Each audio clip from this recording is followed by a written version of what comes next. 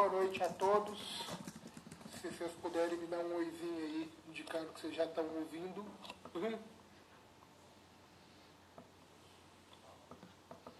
Eu vou ajustando aqui a minha tela para a gente poder conversar. Então tá bom. Boa noite a todos. 8h02. Então vamos começar a se tremer um pouco. Tivemos muitos problemas técnicos hoje, mas eu acredito que vai dar, fica bacana para todo mundo ver. Então, primeiro eu acho que compensa explicar um pouquinho o motivo de eu ter escolhido essa passagem. Quando começou a pandemia, todos nós vivemos certos momentos de apreensão, porque a gente não entendia o que estava acontecendo e nem entendia direito como as coisas iriam ocorrer dali por diante. Então, várias pessoas me procuraram e falavam que estavam apreensivas, que estavam tristes, que estavam com dificuldade de lidar com a situação. E, ouvindo isso, também sentindo esses efeitos, eu voltei para a leitura do Evangelho para ver o que ele podia me orientar nesse momento. E eu lembrei de uma passagem de André Luiz, onde os espíritos, antes de partir para uma missão, recebem uma visita de um amigo de esferas superiores, e no momento de maior tensão da reunião, ele fala exatamente esse versículo: regozijai-vos sempre no Senhor. Outra vez digo, regozijai-vos. Eu li a passagem inteira e ela se tornou para mim uma referência do que eu estou trabalhando em mim nessa pandemia. E a gente vai trabalhar só alguns versículos dela, mas para a gente ter um foco bem positivo. Primeira coisa, regozijai-vos sempre no Senhor. Outra vez digo, regozijai-vos.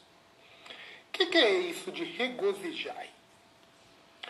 Nós tendemos a mapear o regozijar para a alegria. E é verdade, nós devemos ser alegres. Mas em momentos de dor, em momentos de doença, em momentos de separação de entes que nos são caros, a alegria não é um sentimento que nos é fácil. Eu não imagino Cristo, no momento que ele ia na cruz, feliz. Ou melhor, não vejo ele alegre, feliz sim, porque depois eu vou falar de felicidade. Eu não vejo aquele momento com alegria, mas ele ainda assim estava satisfeito.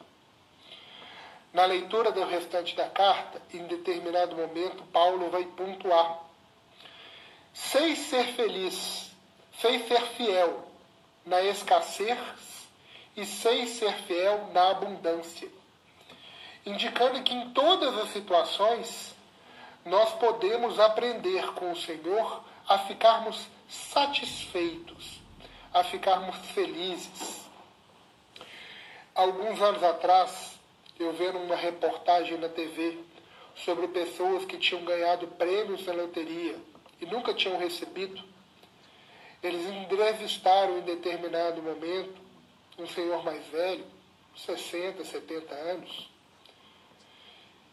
e que tinha ganhado uma fortuna, alguns milhões na loteria, e nunca tinha visto nada, não tinha visto a cor do dinheiro, a não ser por uma pequena horta que o intermediário que tinha ajudado ele a receber o prêmio construiu. Mas enquanto os repórteres estavam entrevistando ele foi nessa horta, pegou um maço de uma planta, não lembro se era uma couve, que ele tinha plantado, e apontou com tanta alegria na direção do repórter e falou: isso é ouro, isso me alimenta todo dia. E aí a gente viu que o dinheiro não trouxe tristeza para ele, a perda do dinheiro. Ele vivia com alegria pela oportunidade que ele estava ali de se alimentar bem, pelo fruto do próprio trabalho que ele tinha construído. Então, essa figura do se alegrar, do regozijar, não pode ser baseada apenas no nosso sentimento de prazer. Ela tem que ser algo mais. Ela vem da nossa confiança em Deus, da nossa certeza de que as coisas difíceis vão passar, da confiança que se nós estamos passando por determinada provação, é porque o Senhor já confia em nós e sabe que damos conta daquela tarefa.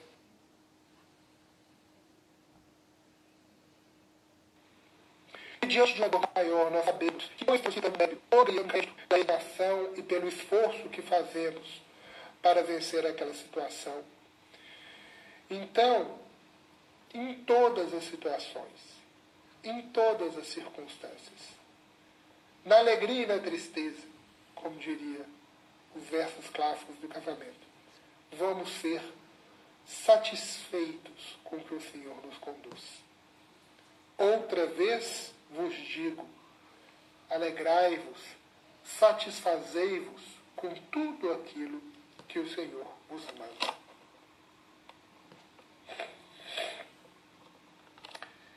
No versículo seguinte ele fala: seja a vossa equidade notória a todos os homens.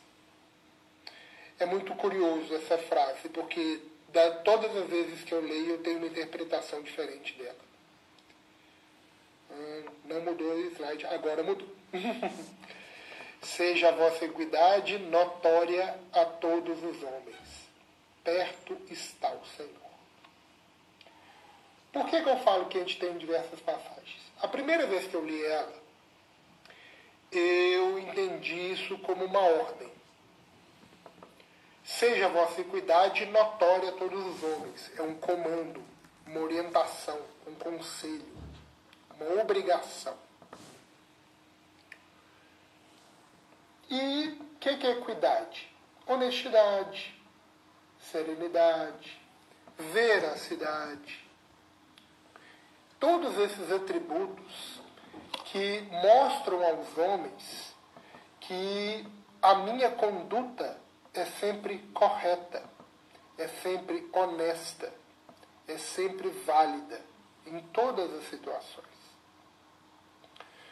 E ele falava: perto está o Senhor.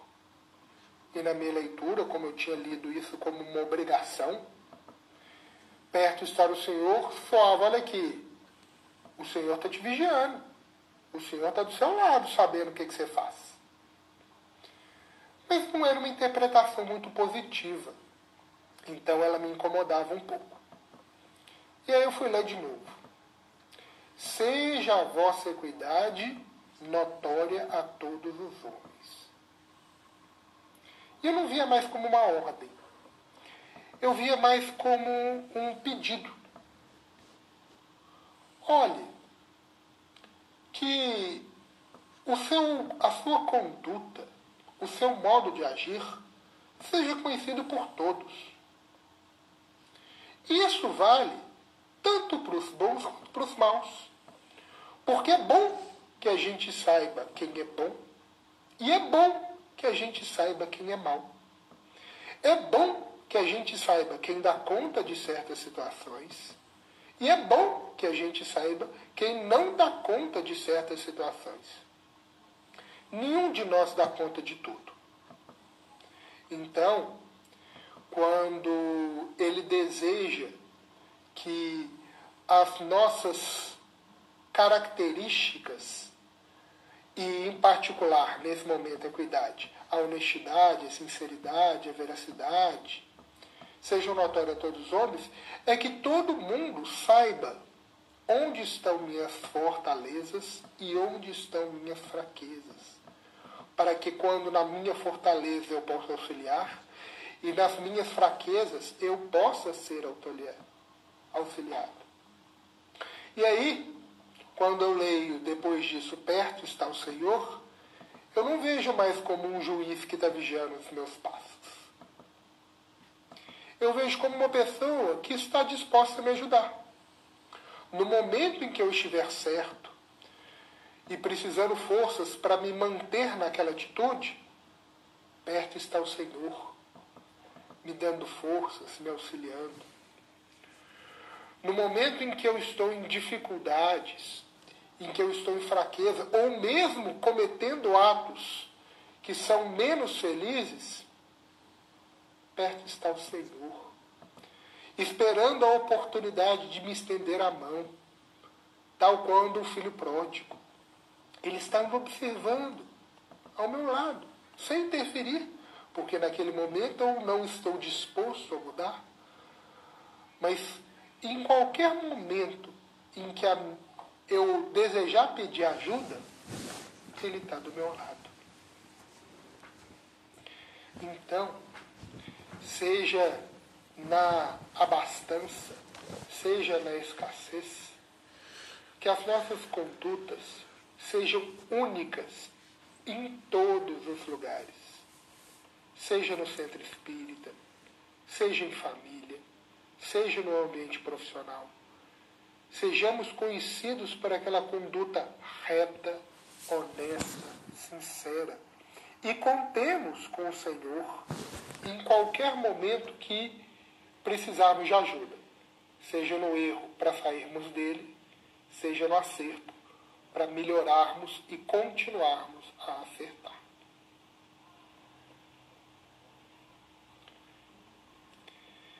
E aí ele vai falar: não estejais inquietos por coisa alguma. Antes, as vossas petições sejam em tudo conhecidas diante de Deus, per oração e súplica, com ação de graças. Não estejais inquietos por coisa alguma. Muitas coisas nos inquietam.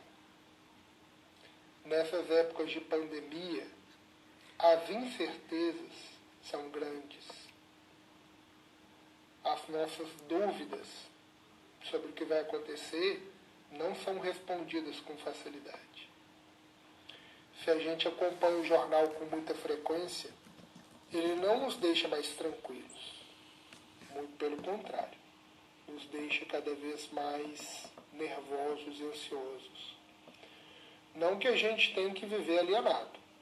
A gente tem que receber essas notícias para que nós nos preparemos e consigamos atuar de acordo nas circunstâncias que estão acontecendo. Mas a gente não precisa estar inquieto. A gente precisa aprender a confiar em Deus. A gente precisa aprender a confiar nas nossas próprias capacidades para lidar com essas situações.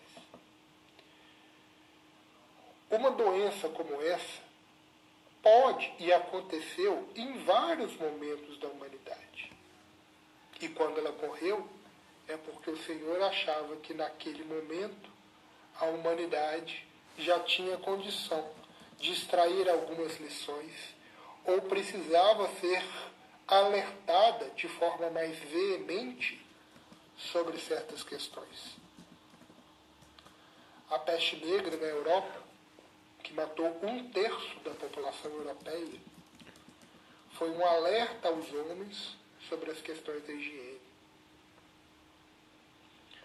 A epidemia de gripe espanhola, no começo do século, foi um alerta para a humanidade que ela não deveria continuar na sua arrogância, que existiam muitas coisas na natureza que estavam fora do controle dela. Mas de tempos em tempos, a humanidade e nós esquecemos disso. Achamos que somos o Senhor da vinha. Mesmo que falemos que o tempo todo que a vontade está em Deus, nós fazemos planos demais. Nós queremos controlar tudo. E o Senhor, de tempos em tempos, tem que falar: olha aqui, vocês têm uma capacidade de atuação, mas a circunstância, o futuro, o que vai acontecer, não está na alçada de vocês decidir. Está na alçada de vocês planejar, agir, construir para que o futuro seja melhor. Não só está na nossa alçada, como é nossa obrigação. Porém, se isso vai se realizar ou não, depende de uma série de coisas. Por isso, antes as vossas petições sejam em tudo conhecidas diante de Deus pela oração e súplica, com ação de graças. Ou seja, que todas as nossas demandas, que todas as nossas necessidades sejam em tudo, sejam completamente conhecidas diante de Deus pela oração e pela súplica. Pela oração por quê? Pela oração porque é pelos nossos sentimentos, pelas nossas posturas de alinhamento com a divindade, pela nossa obediência às leis, que a gente consegue que os nossos pedidos, que as nossas necessidades sejam reconhecidas como verdadeiras diante de Deus.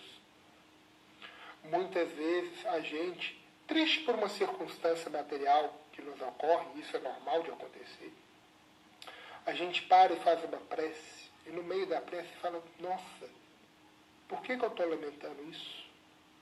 Olha tudo que eu tenho. Então, essa oração, esse ato de elevar o pensamento a Deus, tentando se distanciar das coisas da matéria e buscando as coisas do Espírito, por si só já é uma resposta, porque nos faz ver as coisas de modo diferente. Mas não adianta apenas oração se não houver a súplica, uma postura de humildade, uma postura de resignação para com o Senhor. Não adianta a gente fazer a prece com a arrogância de querer ser atendido. Não faz sentido. Não cumpre seu objetivo. Ela precisa guardar a humildade, tal como várias vezes a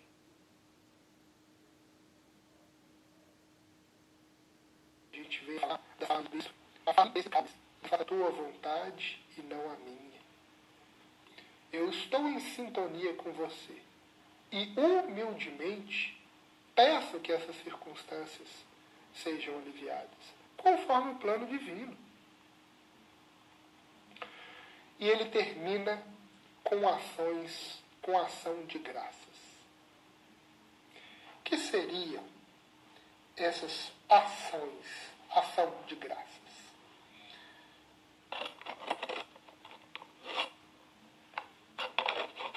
Deixa eu só um instante. Vou ver se eu pedi bem. Com ação de graças significa que a minha postura não pode ser baseada só na fala, não. E nem só no sentimento. Ela tem que se traduzir em ação. E ações que gerem frutos positivos. Então, se eu estou pedindo, vou pensar primeiro em coisas materiais. Se eu estou pedindo mais dinheiro, então eu tenho que fazer isso em oração, sintonizar, em súplica, esperando humildemente que aquele meu pleito seja aceito. E em ações, estudando, distribuindo currículo, procurando emprego, procurando melhorar minha qualificação para que eu possa alcançar novos patamares. Se não for acompanhada da ação, nós nos tornamos pedintes. E o Criador não sustenta indefinidamente essas questões. Então, vamos mudar na nossa atitude. Toda vez que a gente estiver pedindo alguma coisa, a gente tentar elaborar esses 3 passos na nossa mente. Beleza, quero isso. Eu estou em sintonia com Deus, com a lei. Eu entendo as circunstâncias divinas que cercam esse meu pedido. Bom, eu guardo com relação a essa minha petição uma postura de humildade, uma postura de aceitação para com os desígnios divinos? Bom. E eu estou tomando atitudes práticas, eu estou agindo, trabalhando para que essas petições se realizem? Algumas petições estão fora do nosso controle. Quando eu estou pedindo pela saúde de uma outra pessoa, que tipo de ação eu posso fazer, além da oração e da súplica? Ora, quando o servo estava doente, o centurião procurou Jesus, rogando que o curasse. E quando Jesus se dispõe a ele, fala: não sou digno que entreis em minha casa, mas também sou homem sob autoridade. E digo ao meu homem que vai, e ele vai. E ao outro que vem, e ele vem. Então dize só uma palavra e meu servo está curado. Ora, a petição dele em favor do servo foi conhecida em atos, em palavras e em posturas de entendimento da lei.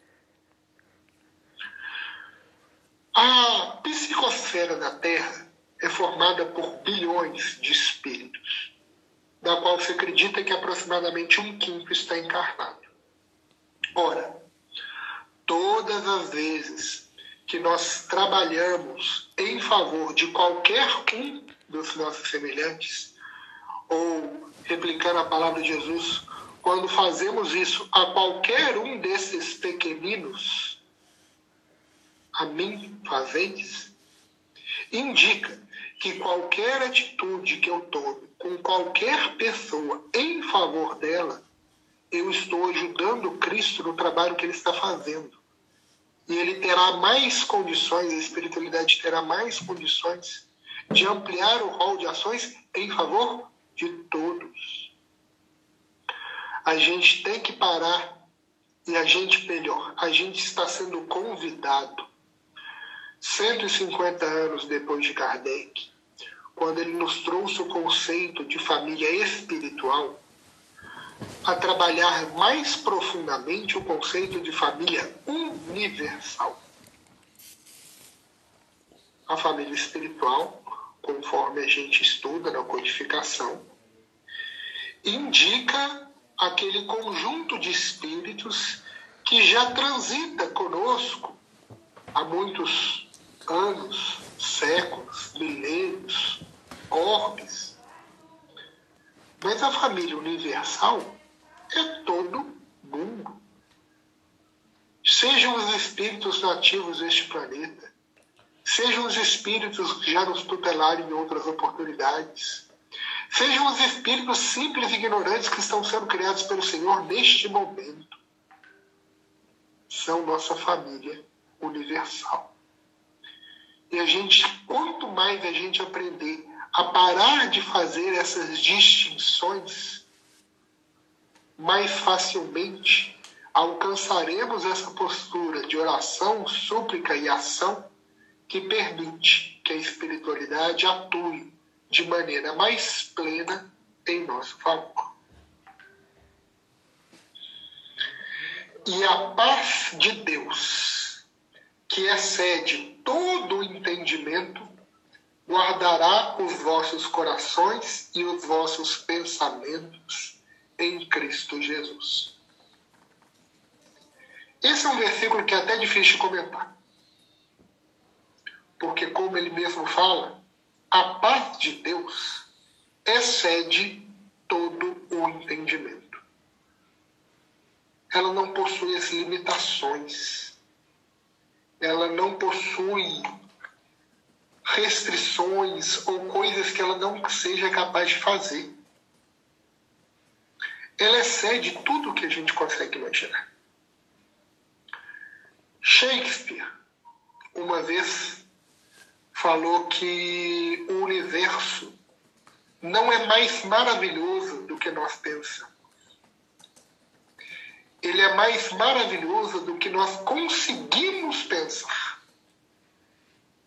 Além do nosso entendimento está a nossa imaginação. Além da nossa imaginação está o nosso sonho, está o nosso ideal. E além disso está a maravilha que o universo é. É muito difícil para nós nos mantermos na paz de Deus. Mas todo mundo aqui, sem exceção, posso afirmar, já vivenciou momentos de paz de Deus. Uma tranquilidade que não tem motivo. Geralmente, após um trabalho mais difícil, uma situação mais difícil que a gente venceu, uma vitória que a gente conseguiu profissional, espiritual, na família, e a gente fala, nossa, graças a Deus deu tudo certo. Nem que seja por 1 ou 2, 3 segundos, a gente está em paz, como se tudo tivesse no seu lugar. Depois, infelizmente, nosso ego fala, nossas necessidades falam, e aí a gente se distrai e volta a achar que as coisas ainda não estão todas no lugar certo. Perdemos a paz que Deus nos deu naquele momento. Mas se a gente continuar nessa postura, de cultivar todas as nossas posturas, com cuidado, com zelo, diante de todos os homens e diante de todas as circunstâncias, entendendo que os nossos pedidos têm que ser baseados em sintonia, em humildade, em trabalho. Com o tempo, os nossos corações, os nossos sentimentos, os nossos pensamentos, as nossas razões, a forma como a gente vê a vida, estará sendo guardada pelo Cristo Jesus, que já cuida de nós. Se a gente for no Evangelho segundo o Espiritismo, ele fala do jardim que ele cuida, na intimidade de cada um de nós, no silêncio dos nossos pensamentos. Nós é que muitas vezes nos esquecemos desse jardineiro. Perto está o Senhor. Entreguemos as nossas lutas a Ele, dando a nossa cota de trabalho, oração e súplica.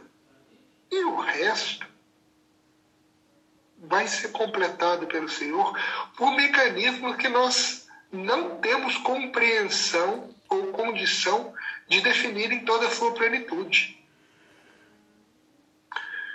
Estava vendo um filme esses dias, infantil.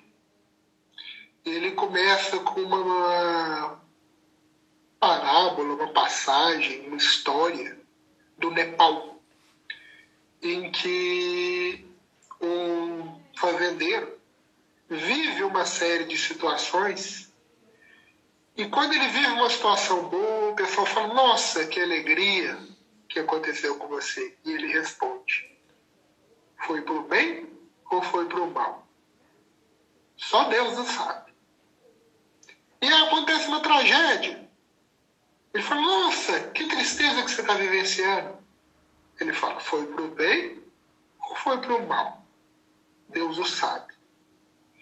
E a cada alegria que ele vivencia, isso se torna um motivo de um problema. E cada angústia que ele vive se torna um motivo de aprendizado, de recompensa. E ele termina falando, o que está acontecendo?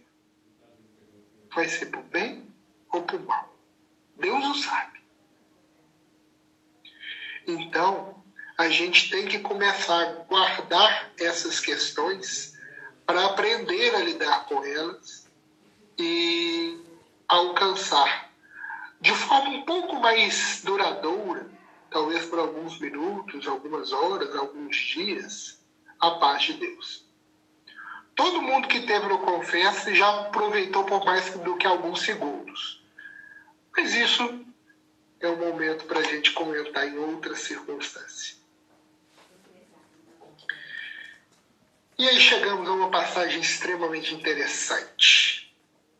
Quanto ao mais, irmãos, tudo que é verdadeiro, tudo que é honesto, tudo que é justo, tudo que é puro, tudo que é amável, tudo que é de boa fama, se há alguma virtude e se há algum louvor, nisso pensai.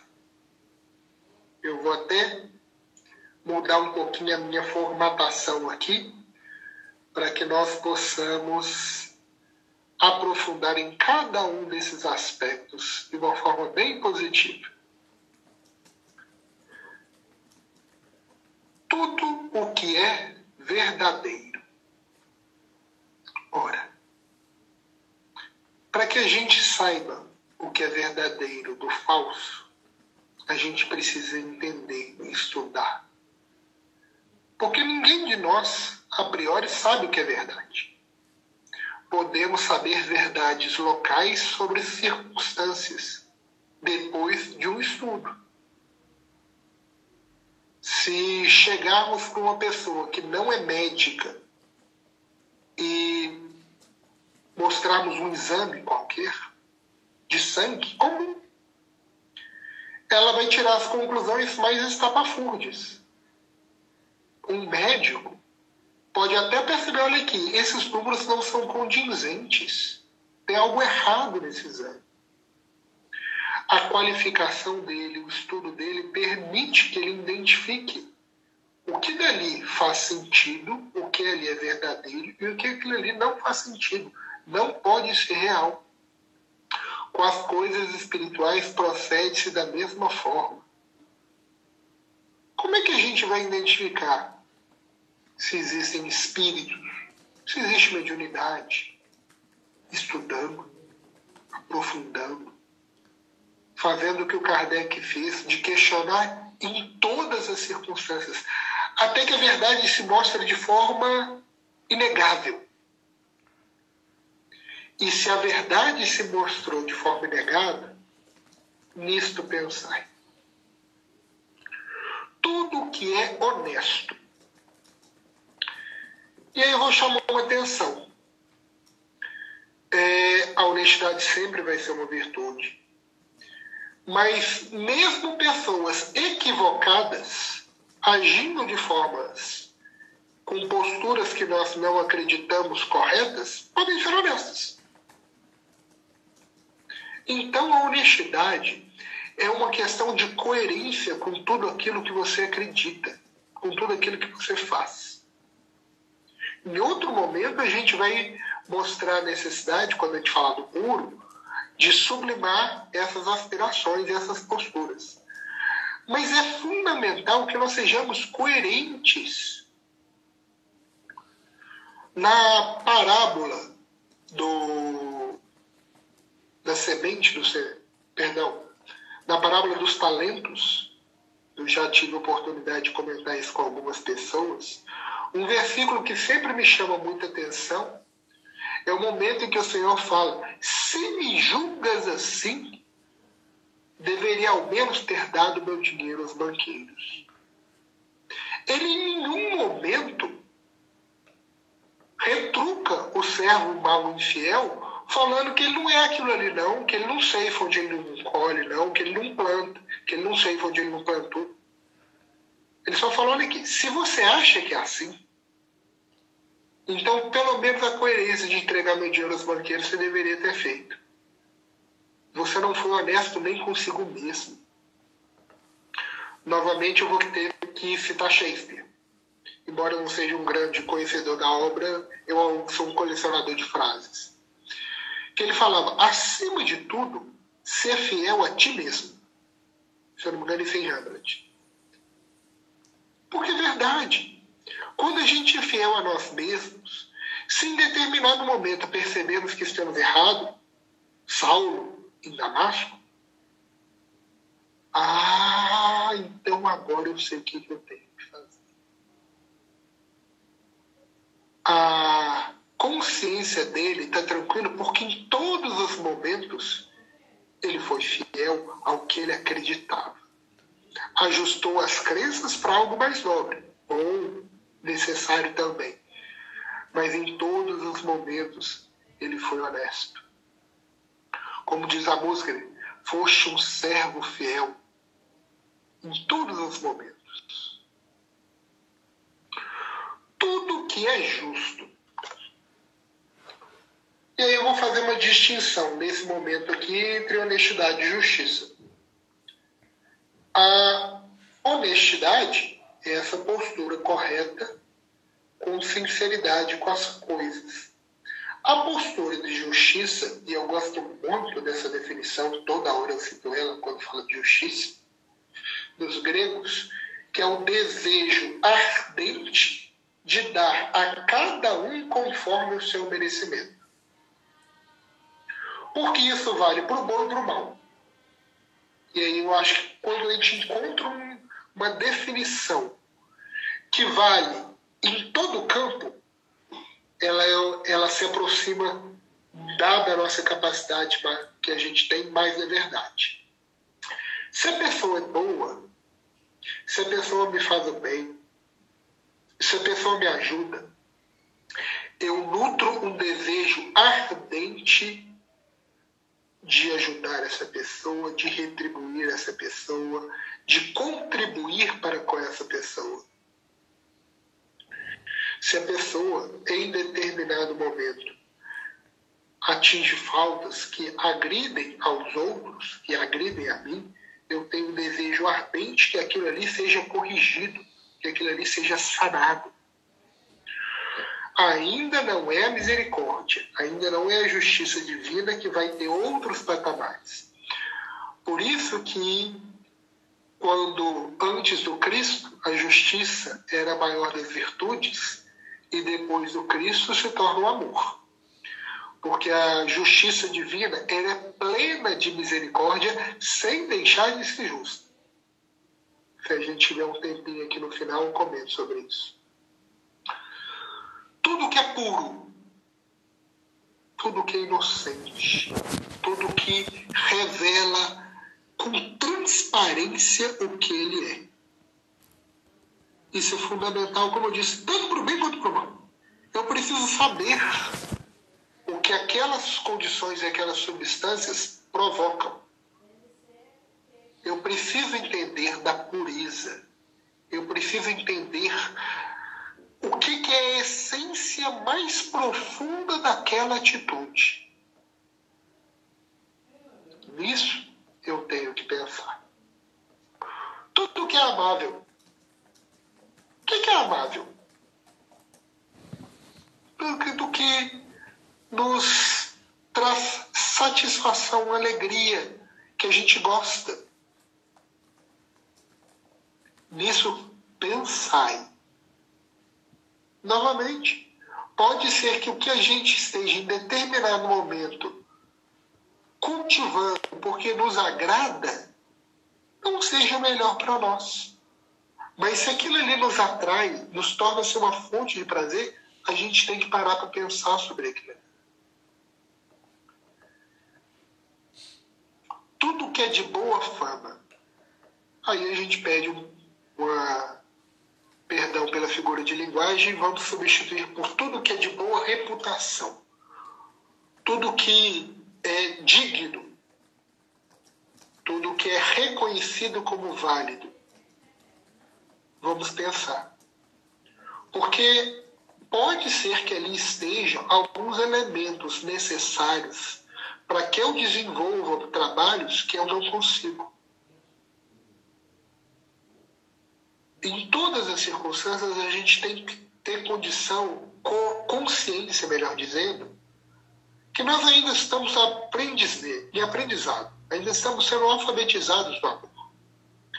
Então, se a gente encontra uma iniciativa, uma postura que está rendendo bons frutos, vamos pensar sobre ela, vamos refletir sobre ela.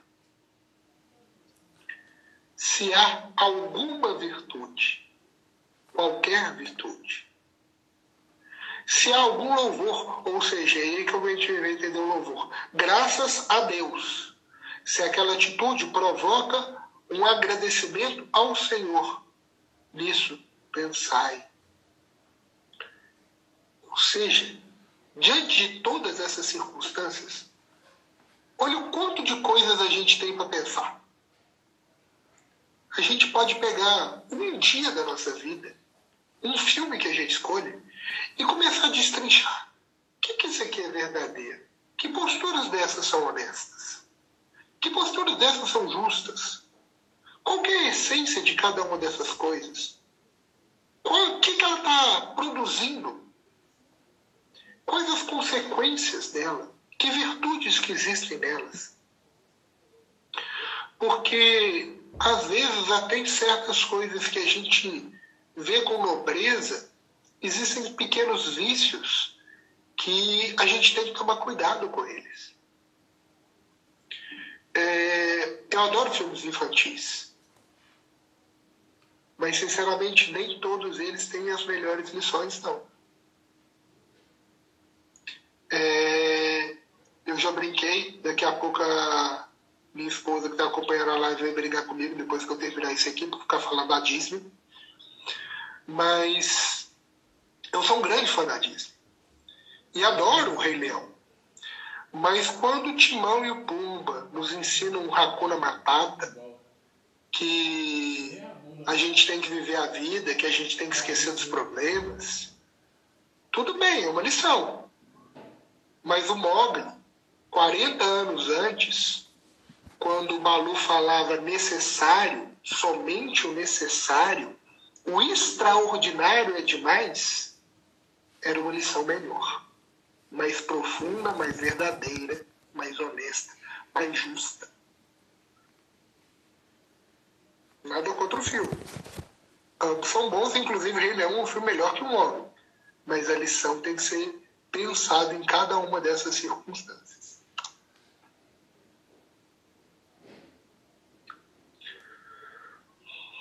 O que também aprendestes e recebestes e ouvistes e vistes de mim, isso fazei. E o Deus de paz será convosco. Aí a gente tem um versículo muito difícil, mas que ele mostra uma postura absolutamente necessária ao cristão. Tudo que você aprendeu, tudo que você recebeu, tudo que você ouviu de mim. Ou seja, antes de eu ensinar alguém, antes de eu transferir qualquer conhecimento, antes de eu falar com qualquer um, antes de eu fazer qualquer ato, eu tenho que aplicá-lo em mim. Paulo fez isso. Ele era um esforço constante para que o Cristo falasse dele. Não já sou eu quem vivo, mas o Cristo que vive em mim. Quando ele alcança essa condição de ser um exemplo, de ser uma postura, ele falando aqui, tudo que vocês estão aprendendo comigo, todas as orientações que eu estou dando, todas as falas que eu estou tendo, todas as ações que vocês me viram fazendo, fazei, porque o Deus de paz será convosco. Que arrogância no primeiro momento a gente pensar, como assim ele pode prometer um Deus de paz? Ora, ele não estava agindo com aquelas atitudes? Ele não estava, conforme a gente viu lá no começo, se alegrando na escassez e na fortuna?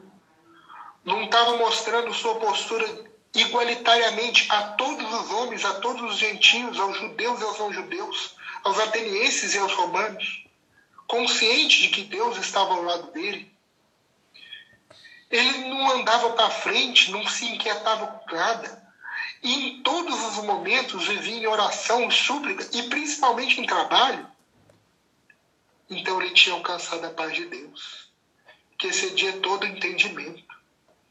E o coração e os pensamentos deles estavam guardados em Cristo Jesus. Então, ora, se a regra valeu para mim, e a regra vale para todo mundo, então se vocês fizerem o que eu fiz, lutarem do jeito que eu lutei, aprenderem as lições que eu aprendi, receberem as chagas, as pedradas que eu recebi, então a mesma paz que eu tenho estará com vocês. Porque eu não sou diferente de vocês. Para que eu pudesse aplicar isso de forma efetiva para vocês, eu tive que aplicar primeiro em mim. Dessa forma, o Deus de paz, a consciência tranquila, a certeza que mesmo em momentos de crise, eu devo continuar trabalhando, sendo honesto, com um pensamento superior, buscando a pureza, vai me trazer tranquilidade, acabar com a minha inquietação e permitir que eu consiga identificar todas essas coisas. As verdadeiras, as honestas, as justas, as puras, as sublimadas, as amáveis.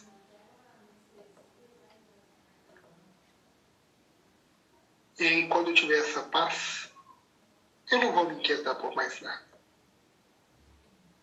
Eu já vou agir de maneira correta com todos, porque o Senhor está do meu lado e eu estarei do lado dele.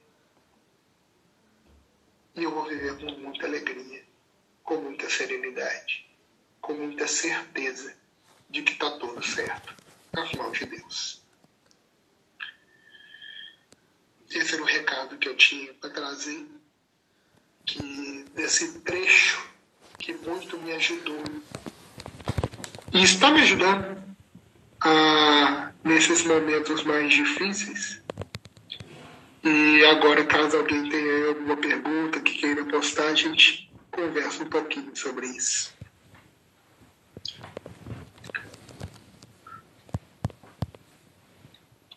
Enquanto isso, eu tomo um copo d'água.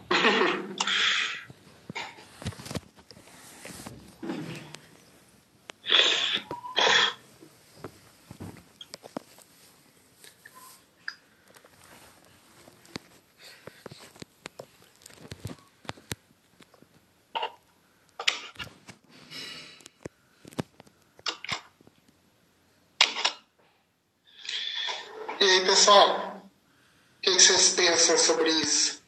Sobre a alegria da gente estar no trabalho, sobre nessas circunstâncias difíceis que passa o Brasil e o mundo. Difíceis no seguinte, no sentido de testemunho, mas não trágicas. Como lidar com o desânimo ante os desafios que o futuro nos exige? Ora, trabalhando no presente. O futuro é um mistério que a gente vai resolver aos poucos. Mas o desânimo não se justifica para o cristão. Porque ele tem Senhor ao lado dele. Conforme fala aqui. Se o Senhor está do meu lado, basta eu pedir ajuda para ele. Mas eu tenho que acreditar nisso. E eu tenho que entender os mecanismos pelo qual ele age. Porque não adianta o Cristo estar ao meu lado se eu me recuso a seguir as orientações dele. Eu estou com uma doença, vou no médico, ele fala, seu caso é simples, você só precisa tomar esse remédio. Beleza. Mas eu não quero tomar o remédio. Adianta o médico? Adianta eu falar que Jesus está do meu lado, se quando ele pede para me perdoar, para que não me inquieteis pelo dia de amanhã, para me cuidar de cada dia, porque a cada dia basta o seu mal. Ora, eu tenho que tomar essas pílulas, eu tenho que tomar esses remédios. A Cristo está certa quando ele fala que o imediatismo nos leva à ansiedade. Agora, o espírito é ser imediatista. Pessoal, todo mundo tem mais de 800 mil anos aqui nas costas. Para de achar que os problemas vão se resolver de um momento para o outro. Não vão. E nem precisam, porque é mais um dia de aula. Como fugir da notícia do ruim? Inclusive do jornal. Quem disse que é para fugir delas? É só você não entrar em sintonia com elas. Você não precisa ver o retrato da pandemia no Jornal da Manhã, na hora do almoço, no Jornal da Noite, no Jornal Nacional. Para quê? De verdade, a pandemia não vai mudar. Desliga a TV é uma boa opção, Jéssica, desde que não seja um fanatismo. Não adianta eu me isolar do mundo. O mundo é real. Eu tenho que viver com ele. Jesus não negava as dificuldades dos judeus. Não negou o tributo romano. Não estava entrando naquele meio. Só que o trabalho dele era outro. O que a gente tem que entender é isso. Você tem que se alinhar com as coisas, mas não pode ficar apegado a elas. Eu escuto notícias toda manhã no jornal. Quando eu acordo, eu ligo o jornal, tomo meu café e não tenho mais notícia de dia nenhum. Contar um caso para vocês. Ano retrasado, eu tive o som do meu carro roubado. E todo dia eu ia trabalhar ouvindo Borixá. Como vocês viram, já faz alguns anos. E na hora que roubaram meu som, eu falei, não vou poder mais ouvir Borixá, eu gostava de ouvir Borixá. E a Dani me perguntou, minha esposa, vai comprar um som? Não, por enquanto não vou comprar não. Fiquei sem som um tempão. Aí uns 6, 7 meses depois, pelas circunstâncias, eu fiquei com o carro do meu pai e fui trabalhar. Eu falei, agora eu vou ouvir o jornal. Liguei, passando o Borixá. Gostava de ouvir o Borixá. Cara, parecia que não tinha passado dia nenhum. Era a mesma notícia. Sério. Eram os mesmos foros de Brasília. Mal trocava o nome das pessoas. Eu falei, cara, eu fiquei 6 meses sem me intoxicar com isso. Eu não preciso ficar ouvindo o jornal de manhã. Então, vai um pouquinho, não se aliena, mas de verdade, tem muita coisa para a gente aprender, tem muita coisa para a gente meditar. E tem muita coisa para a gente passar nesse crivo aqui, para ver se a gente está pensando em coisas boas e em coisas que vão render frutos bons. Então, pessoal, boa noite a todos. Espero que tenham conseguido contribuir de alguma forma para as reflexões deste momento. E a gente continua trabalhando, continua no esforço e com a certeza de que todas as circunstâncias vão passar e a gente vai aprender com cada uma delas. Daqui a uns 800 mil anos, a gente vai... Vocês lembram lá da pandemia que a gente teve quando estava encarnado na Terra, no século 23? Não foi 23, não, foi século 21. Há tanto tempo que eu nem lembrava direito. Eu aprendi naquele momento a ser um pouco mais paciente e indulgente comigo mesmo e com os meus irmãos. Então vai ter valido a pena. Boa noite a todos e até mais.